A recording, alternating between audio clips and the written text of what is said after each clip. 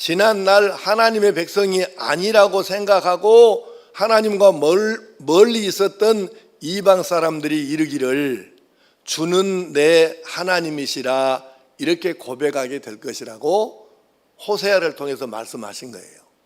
근데 이제 여러분도 아시는 분은, 교회를 꽤 좀 다닌 분들은 아시고, 이제 교회 나온 지가 얼마 안 되신 분들은 호세아에 대한 얘기를 잘 모르시는 분들도 계시겠는데, 하여튼 최대한 짧게 간단하게 정리해 보겠습니다.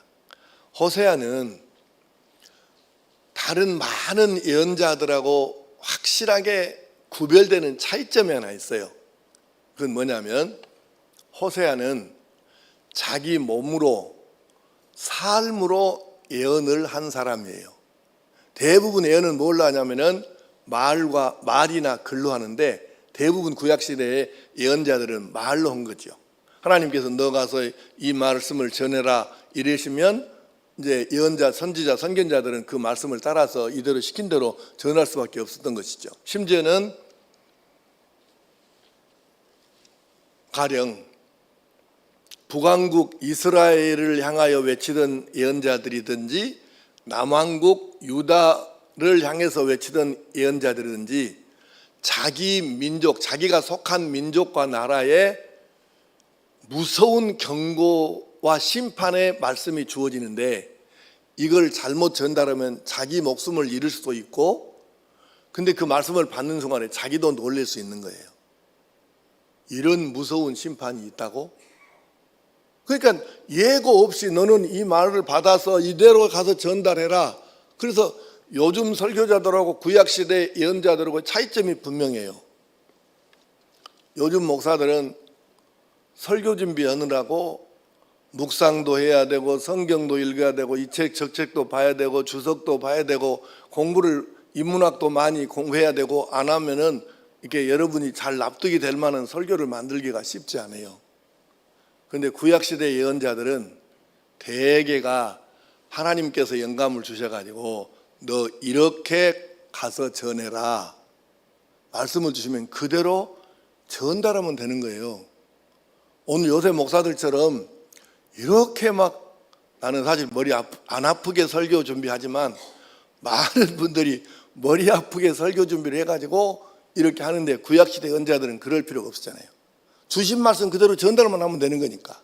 그런데 심지어는 자기에게도 내가 가령 북이스라엘에 속해 있다 그러면, 예언자라 그러면 북이스라엘에 하나님께서 벌 주신다 그러면 자기도 거기 벌 받는 사람에 속해 있지 않겠습니까? 그러니까 이런 무서운 그런 심판에 대한 예언도 받아서 전달해야 하니까 선지자들이 그런 점이 이제 어려웠겠죠. 그런데 이 호세아라고는 선지자는 말도 말인데 어느 날 하나님께서 말씀을 주셔요. 야, 너 말이야, 그 음란한 여자 하나 골라갖고 결혼해라. 그래서 음란한 여성을 한 사람 선택해서 결혼했는데 그 여자 성이 고씨입니다. 고승희 권사 쳐다보지 말고.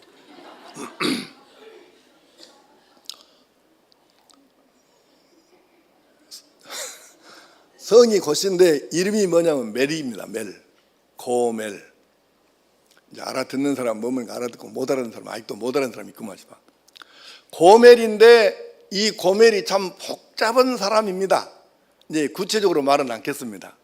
그런데 호세아 선지자하고 결혼을 해놓고 엉뚱한들을 돌아다녀 갖고 남의 아이를 임신해 갖고 남의 아이를 낳아버려요.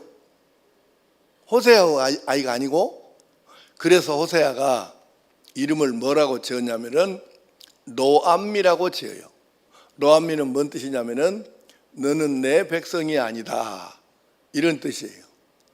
이제 그 뒤로도 얘기가 계속되는데 그냥 여기까지만 하고, 그래서 이 말에 너는 내 백성이 아니다 또는 아니라, 이 말씀은 바로 이스라엘 민족이 계속해서 음탕한 여인인 고멜처럼 다른 우상, 하나님을 말고 다른 우상을 섬기고 영적인 간음을 하니까 이것을 빗대어서 고멜과 결혼해서 음란한 아이를 낳고, 그래서 그 아이가 너는 내 백성이 아니다. 실제로 호세아 아이는 아니죠. 그러니까 그래서 이런 삶으로 몸으로 예언을 한 선지자가 이 호세아라는 선지자예요. 그런데 이 호세아라고는 선지자가 자기 아이가 아닌데도 자기 아이라고 나중에 이름을 노암미를 암미로 다시 바꿔 불러요. 그럼 노가 빠지니까 암미는 너는 내 백성이라 이런 뜻이에요. 그렇게 해서 이름을 바꿔 부르기도 하고, 그 다음에 고멜이 다른 남자를 따라서 그냥 가버려요. 그런데 가서 그 여자를 돈을 주고 다시 사오는 거예요. 이거는 이스라엘 민족이 계속해서 지금 우상을 숭배하니까 결국 하나님을 버리고, 그러니까 본 남편 버리고 다른 남편에게 간 것처럼 하나님을 버리고 다른 신에게 간 것을 그렇게 지금 비유해서 이제 하는 거죠. 그런데 세상에 다른 남자 따라간 그 고멜을 호세가 가가지고 돈을 값으로 쳐줘요. 고멜을 사오기 위해서. 그리고 다시 사오는 거 돈을 주고 다시 또 자기 아내로 삼아요. 이런 일을 반복을 하는데 여기에는 어떤 교훈이 담겨 있냐면, 하나님께서 그렇게 하나님을 떠나고 엉뚱한 길로 우상 숭배하고 영적인 간음을 하는 이 이스라엘 백성들에 대해서 값을 지불하고 또 지불하고, 그리고 마지막에는 어떻게 해요? 이스라엘 민족만이 아니라 이 땅에 사는 모든 인류 전체를 위해서 값을 지불하시는데, 아들 예수님을 십자가에 죽게 해서 그 값으로 우리를 구원하시는 거예요. 그러니까 이 호세아서는 정말 그 일반적으로 말하기 어려운, 그러나 너무 절실한 하나님의 심정, 그 마음이 호세아의 삶의 예언에가 담겨 있는 것입니다. 그래서 우리가 하나님의 심정을 정확하게 알아야 되는데, 여기서 지금 호세아서 2장 23절에 말씀하시는 긍휼히 여김을 받지 못하였던 자를 긍휼히 여기고 내 백성 아니었던 자에게 향하여 이르기를 너는 내 백성이라 하리니 그들은 이르기를 주는 내 하나님이시라 하리라. 이 말씀은 하나님께서 이스라엘 민족이나 이스라엘 민족을 제외한 이 땅의 모든 민족, 족속, 그러니까 이방인이죠. 이 두 쪽을 똑같이 사랑하셔서 구원하시려고 이렇게 놀라운 일을 행하시는 하나님이시라는 것을 호세아를 통해서 보여주시는 것입니다. 그러니까 태초에부터 또는 창세 때부터 또는 인류를 만드실 때부터 이스라엘 민족과 이방인을 구별하지 아니하고 구원하시겠다고 하시는 하나님의 계획은 살아 있었던 것이죠. 그래서 그것을 지금 이 바울 사도께서 호세아의 예를 들어서 이제 설명을 하시고, 두 번째 27절에서 29절의 이제 말씀 중에서 핵심적인 단어는 뭐냐면은 남은 자라는 뜻입니다.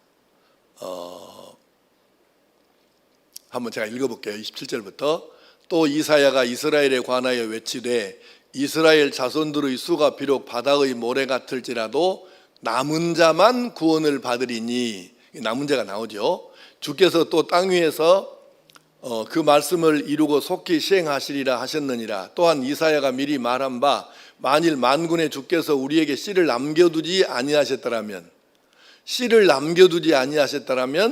우리가 소돔과 같이 되고 고모라와 같았으리로다 함과 같으니라. 그러니까 이제 마지막 그 문장부터 먼저 설명을 하자면, 하나님께서 우리에게 씨를 남겨주시지 않으셨다면 우리가 소돔과 같고 고모라와 같았을 것이라.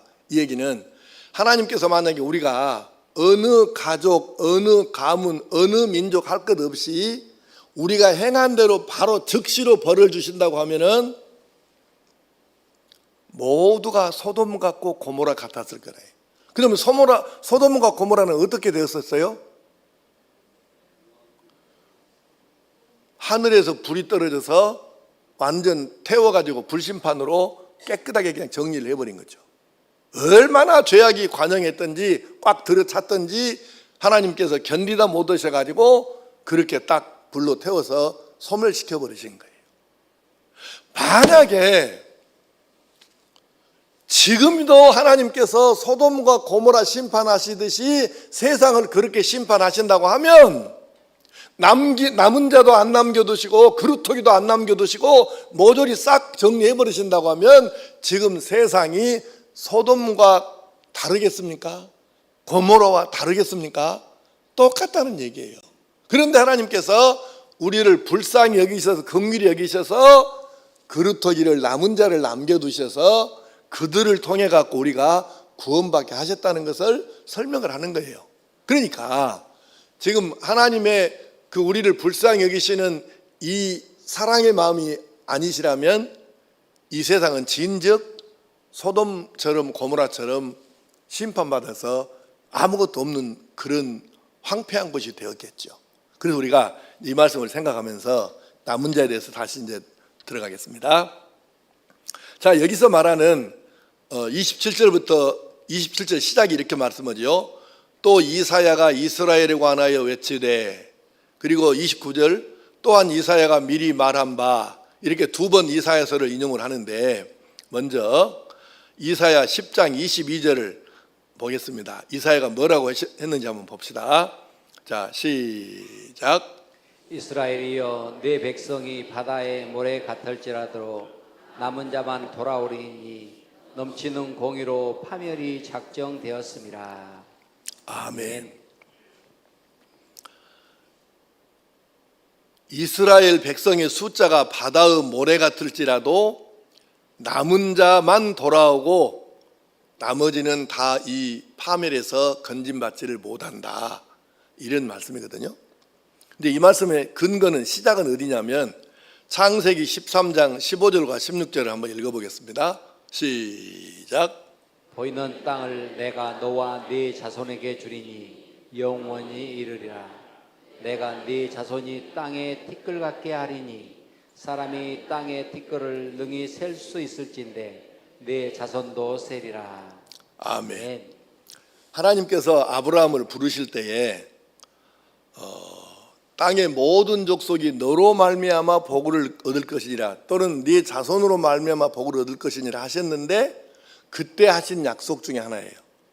네 자손이 바다의 모래처럼 이 땅의 먼지처럼 그렇게 많이 번성하게 해주겠다 하셨거든요. 그런데 그렇게 백성이 많이 숫자가 늘어나 가지고 뭐 셀 수 없이 많이 그렇게 퍼졌다 할지라도 남은 자 외에, 하나님께서 그루터기처럼 남겨두신 백성 외에는 구원받을 자가 없다는 거예요. 이사야가 그렇게 예언을 했어요. 그러면 다시 한번 이사야를 또 보겠습니다. 이사야 6장 11절에서 13절 말씀 시작. 내가 이르되 주여 어느 때까지니까 하였더니 주께서 대답하시되 성읍들은 황폐하여 주민이 없으며 가옥들에는 사람이 없고 이 토지는 황폐하게 되며 여호와께서 사람을 멀리 옮기셔서 이 땅 가운데 황폐한 곳이 많을 때까지라.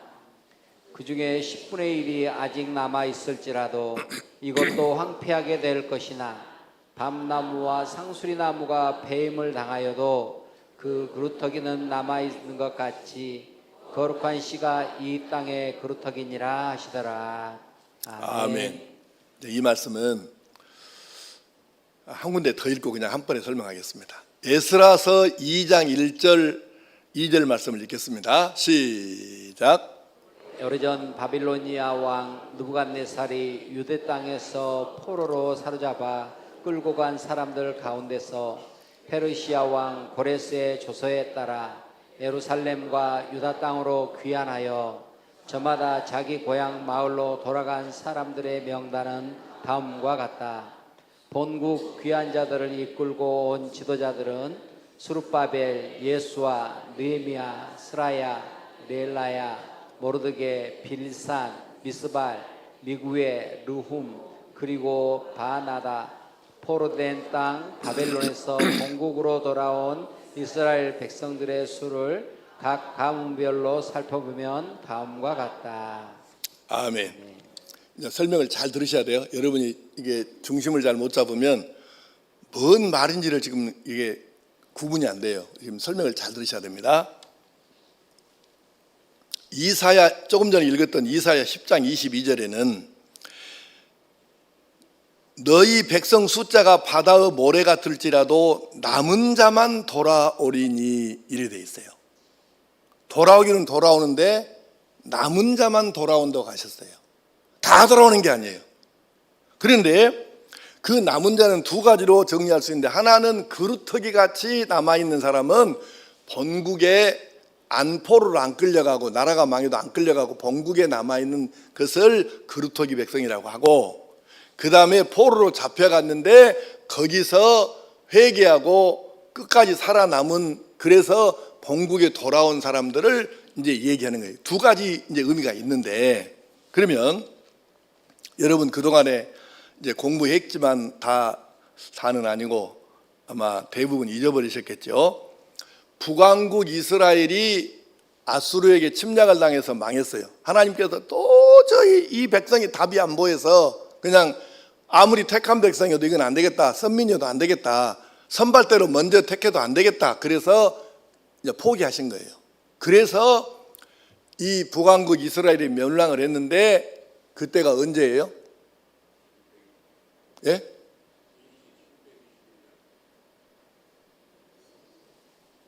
서울대 나왔어요? BC 722년입니다. 아수르에게 망했어요. 그리고 그로부터 136년 후인 BC 586년에 남왕국 유다가 바벨론에게 망합니다. 그로부터 70년 후에 남왕국 유다 백성들이 바벨론으로 포로로 잡혀갔던 사람들이 돌아와 세 차례에 걸쳐서 돌아오는데, 그 남은 돌아온 숫자가 잡혀간 숫자에 비해서 얼마 안 되는 거예요. 이게 바로 남은 자예요. 자, 여러분, 이 남은 자들이 돌아와 가지고 성전을 다시 건축하고 이 나라를 이어가게 됐습니다. BC 722년에 북왕국 이스라엘이 망했는데 어떻게 망했느냐? 그 사람들은 잡아서, 그 나라에 살던 사람들은 잡아서 아수르로 끌어가고, 아수르가 그 당시에는 패권 국가예요. 그 주변에서 가장 강한 나라였거든요. 그래서 주변에 사는 여러 민족들을 강제로 이주를 시킨 거예요. 이스라엘 땅에, 북왕국에다가. 그러니까 이스라엘 나라 자체도 없어졌고 혈통도 없어졌습니다. 그래서 12지파 중에 10지파가 깨끗이 사라져버린 거예요. 왜 오늘날 우리가 지금 이스라엘 민족이라고 안 하고 유대인이라고 하는가? 12지파 중에 나라가 망해가지고 바벨론으로 거의 대부분 많은 사람이 잡혀갔는데, 포로로 끌려갔는데, 돌아온 사람들은 유다지파예요. 유다지파. 그래서 지금 우리가 유대 나라 또는 유대 왕국 이렇게 말하는 거예요. 유대인 이렇게 말하는 이유가 북왕국 이스라엘은 없어졌어요. 완전히 족보를 못 찾은다고요. 바로 그 남왕국 유다 사람들이 돌아와 가지고 남은 자로서 역할을 감당을 했는데, 죄가 극심하여 하나님께 비록 매는 맞았으나 포로가 되었으나 다 망해버렸으나, 그래도 포로로 잡혀가 가지고 자기들의 잘못을 깨닫고 회개하면서 우리가 말씀으로 돌아가지 않고는 살 방법이 없구나, 이것을 깨달은 거예요. 여러분, 선지서 그 예언서 우리 그 수요일 저녁에 한 주에 한 권씩 그 뛸 때 그때 설명을 사실 여러 번 한 거예요. 그런데 바벨론으로 포로로 잡혀간 사람 숫자는 많이 있는데요. 거기서 바벨론 사람들하고 결혼해가지고 눌러 앉아버린 사람도 있고, 원하는 사람은 다 니네 나라로 돌아가거라 이래도 거기서 이미 자리 잡고 경제 활동도 하고 사는 사람이 많기 때문에 나는 안 갈랍니다. 아이고, 자기가 유대인이라는 걸 숨겨버리고 사는 거예요. 그래서 실제로 돌아온 사람 숫자가 얼마 안 되는 거예요. 유대 나라를 다시 유다 왕국을 건설한 이스라엘 숫자가 얼마 안 된 거예요. 그런데 문제는 하나님께서 얼마 숫자 되지 않는데도 불구하고 회개하고 정결하게 해서 하나님만 섬기고 말씀 따라 살겠다고 작정한 이 남은 자들을 데려다가 유다 나라를 다시 세운 거죠. 그게 남은 자예요. 그게 지금 그루터기 사상이라는 것이죠. 마땅히 멸망당했어야 하는데 하나님께서 이 세상을, 이 민족을, 이 가정을 불쌍히 여기셔서 구원하시려고 남겨놓으신 그루터기, 남은 자. 이건 바로 뭐냐면, 남은 자 그루터기는 하나님의 긍휼과 사랑의 상징이 되는 것입니다. 이 그루터기는 이스라엘에도 있고 이방 모든 민족에게도 있어요. 그래서 우리가 구원을 받은 것이죠. 자, 우리가 이렇게 한번 정리해 봅시다. 하나님은 우리를 이렇게 사랑하셔요. 아무리 매를 맞고 아무리 망해가고 아무리 뒤집어졌어도 거기서라도 깨닫고 회개하고 하나님께로 돌아가서 하나님만 온전히 섬기고 말씀 따라 살겠다고 작심하고 서면 하나님께서는 그를 남은 자로 여기시고 그를 통해서 많은 사람이 복음을 받고 하나님을 알고 구원받을 수 있는 길을 열어주시는 분이라 그 말이에요. 근데 이렇게 우리가 살아왔는데 그러면 우리는 어떻게 살아야 할까? 이 사랑과 은혜를 입은 우리는 어떻게 살아야 할까? 당연히 은혜에 합당하게 살아야 하겠죠. 이건 너무 쉬운 대답이에요. 근데 은혜가 뭐냐 이러면 사전적인 대답은 쉽게 할 수 있어요. 뭐 임금이든 하여튼 윗 어른이 내게 대가 없이 거저 주시는 선물이 그 은사입니다, 은혜입니다 이렇게 이제 말할 수 있죠. 그런데 예수 믿는 사람들이 은혜라는 말을 가장 잘못 사용하는 것도 사실이에요. 예를 조금 들어봅시다. 예수 안 믿는 사람이 구원받는 것 받아야 된다. 이것이 예수 안 믿어도 구원받을 수 있다. 이것이 은혜일까요?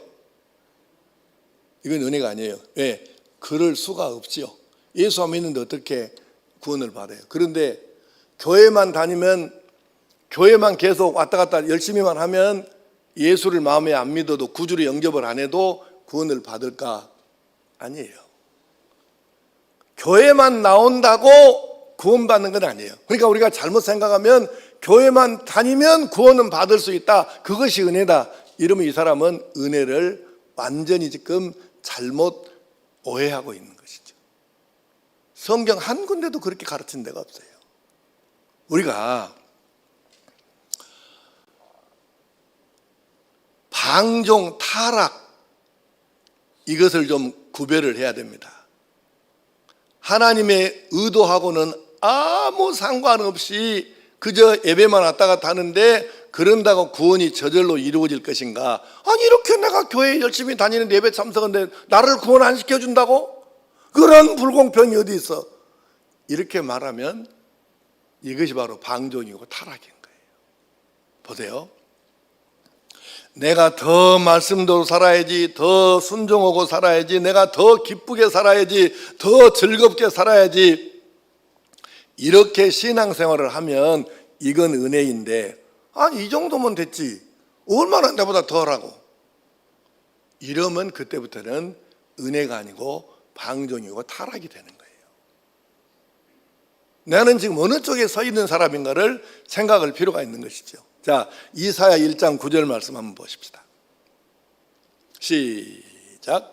만군의 여호와께서 우리를 위하여 생존자를 조금 남겨두지 아니하셨다면 우리가 소돔 같고 고모라 같았으리로다. 아멘. 아멘. 하나님께서 우리를 불쌍히 여기지 아니하시고 바로바로 심판을 하셨더라면 우리가 살고 있는 이곳도 진직의 소돔처럼 고모라처럼 되었을 것이라는 뜻이에요. 근데 여러분, 소돔과 고모라가 진짜 있었잖아요. 그건 신화가 아니에요. 진짜 있었던 얘기예요. 실화라고. 그리고 또 하나 기억하실 것은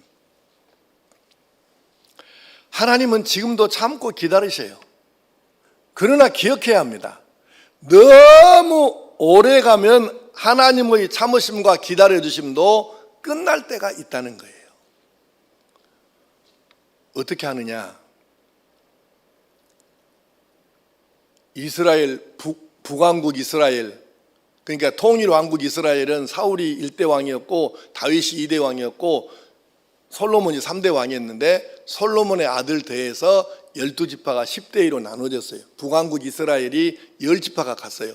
남왕국 유다는 2지파밖에 안 갔어요. 근데 북왕국 이스라엘 10지파가 갔는데 하도 우상 숭배를 하고 영적인 간음을 하니까 하나님께서 당신의 종들을 선지자들을 보내셔가지고 계속해서 경고하고 돌이키라고 회개를 권고하고 그러는데 이렇게 회개하라고 권고하고 경고하는 선지자들을 돌로 때려 죽이고 선지자들을 감옥에 가두고 이렇게 하니까 그것도 모자라서 이방에 있는 신들은 다 끄서다가 이스라엘 산마다 높은 산 낮은 산 산마다 집을 짓고 산당에다가 거기서 우상에게 제사를 지내고 하니까 하나님께서 도무지 견디실 수 없으셔서 북왕국 이스라엘을 멸망시키기로 하시고 아수르가 침략하는데 놔둬버리신 거예요. 안 맞고.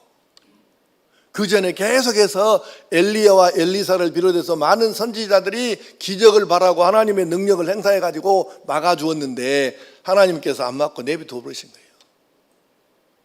그래서 아수르한테 망했어요. 그리고 그동안도 여러 차례 말씀했지만 그 북왕국 이스라엘 10지파는 지금도 찾을 수가 없어요. 완전히 멸망해 소멸됐다니까요. 없어요. 하나님께서 그렇게 사랑하시는 것처럼 보였고 그렇게 애지중지하시는 것처럼 보였는데 그 이스라엘도 끝내 죄에서 돌아오지 아니하고 어떻게 해볼 수 없는 지경에 이르니까 하나님께서 그냥 외면하신 거예요. 그래서 없어졌어요. 10지파가 통째로 없어졌다니까요. 이 한 가지만 봐도 아니 이 지구상에 이스라엘 민족처럼 하나님께 먼저 사랑받은 민족이 어디 있어요. 근데 그 이스라엘이 지금 흔적도 없다고요. 이게 뭘 뜻하는 겁니까? 하나님께서 의에 대해서 참아주시고 기다려주시는 것은 맞는데 그런데도 언젠가 그것이 끝날 때는 있다는 거예요. 여러분 간곡하게 호소합니다. 하나님께서 기다려주시고 참아주시는 것도 언젠가는 끝이 나요. 그 끝은 긍휼 없는 심판입니다. 이스라엘 민족 10지파처럼. 그래서 우리가 너무 오래 끌지 마시고 본인이 하나님 앞에 문제가 있다고 인정이 되면 너무 오래 가지 말고 빨리 회개해서 남은 자처럼 하나님께 은혜를 입으며 살 수 있기를 축복합니다. 은혜에 합당히 살아야지요. 오늘 마지막 결론입니다. 여러분도 나도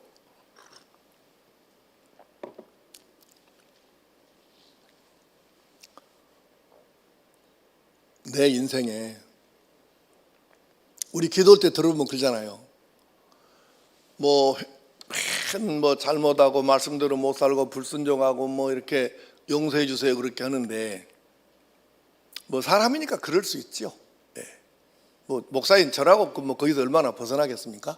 그런데요. 그래도 우리가 기억하고 생각할 건 뭐냐면, 아무리 내가 그동안에 지난날 하나님 속삭이고 뭐 하나님이 영광 가리우고 그렇게 살았다고 해도, 그래도 내가 사는 동안에, 지금까지 살아오는 날 동안에 내가 맞아요, 죄 많이 지었습니다. 그런데 그래도 이거 하나만큼은 내가 하나님께서 나한테 잘했다고 칭찬하실 일이 나 이것 하나라도 나는 있습니다. 그것도 없으면 우리가 어떻게 사냐. 우리 인정하자고요. 우리가 잘못한 거 맞아요. 죄 지은 거 맞아요. 그런데 그래도 내가 많이 죄 짓고 많이 잘못하고 불순종하고 산 건 맞지만, 그래도 하나님께서 나한테 너 그래 이거 하나는 네가 참 잘했어야 내가 너 인정해, 너 상 줄게, 그러실 만한 이 제목이, 자신 있는 제목이 우리도 한 가지 정도는 있어야 하지 않겠어? 아무리 없어도. 그게 뭐냐 이거지. 그게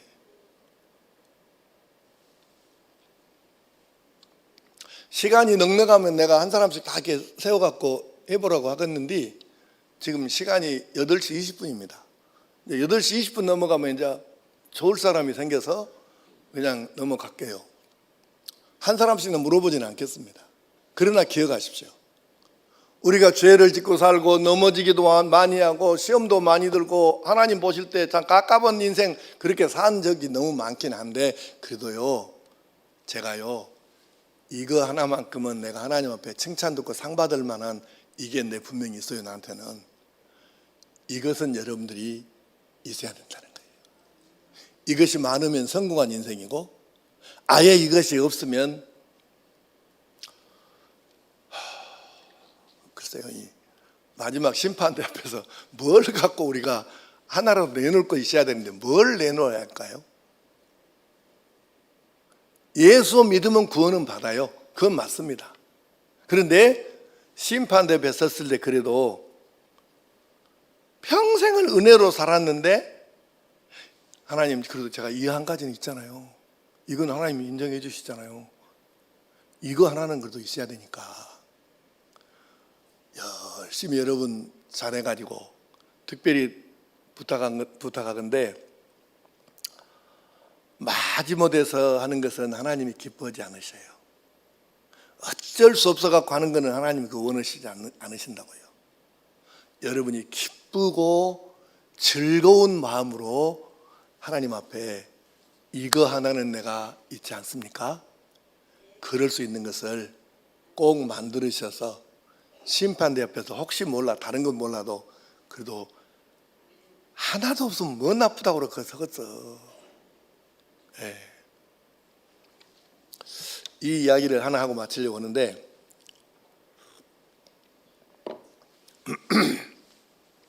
지난 5월 30일에 우리 어떤 연세 많으신 우리 성도님 한 분이 저한테 전화하셔갖고 나를 좀 만날 수 있냐고 해서, 만날 수 있죠. 그래서 제가 사무실로 왔어요. 사무실로 왔는데, 그래서 이제 뭐 이렇게 일이 있으실까 그랬고, 나보다 연세가 많으신 분이니까 그래서 이제 말씀하시지요. 그 이제 대화를 나눴는데, 봉투란을 내놓으셔요. 그래서 이게 뭡니까? 그러니까, 목사님 이게 성교비로 이렇게 써주세요. 그러면서 1,000만 원이라고 그래요. 근데 연세로 봤을 때 그분에게 1,000만 원이면 겁나게 큰 돈이에요. 근데 그분, 나는 그 얘기 대화 중에 굉장히 내가 감동받고 은혜 받았는데, 뭐 예를 들면 이런 겁니다. 저한테 꼭 그렇게 말씀하셨어요. 목사님, 내가 이제 하늘나라 갈 날이 얼마 안 남았는데 나도 천국 갈 준비를 해야 되는데, 내가 하나님 앞에 뭔가 이렇게 내놓을 거 있어야 되는데 내가 생각나는 것이 별로 없습니다. 그래서 내가 이제라도 내가 하나님 마음에 드는 뭔가를 좀 하고 싶어서, 내가 그동안에 달달이 조금씩 이렇게 돈을 넣어서 적금을 1,000만 원짜리를 넣은 게 있는데, 그래서 5월 초에 마음에 결심을 하셨나 봐요. 그래서 내가 하나님께 이거를, 선교사님들이 고생한 선교사님 중에 누구한테 이거를 드리라고 목사님 갖다 줘야 되겠다 이렇게 마음을 먹으셨는데, 그렇게 딱 결심을 하고 기도를 하는데, 그래서 이제 그 갔대요. 5월에 그 만기가 돼서 5월에 타야 되니까. 그래서 은행에를 가셨는데 돈 찾으러 왔다고 그러시니까 지금은 안 되고요. 5월 말 5월 30일 돼야 그 돈은 찾을 수 있습니다. 그러더래요, 직원이. 근데 세상에 얼른 갖다 드리고 싶은데 5월이 그렇게도 안 가더라네. 얼른 갖다 하나님께 드려야 되는데 이놈 시간이 그렇게도 안 가더래요, 5월이. 그래, 그날이 내가 만난 날이 5월 30일이에요.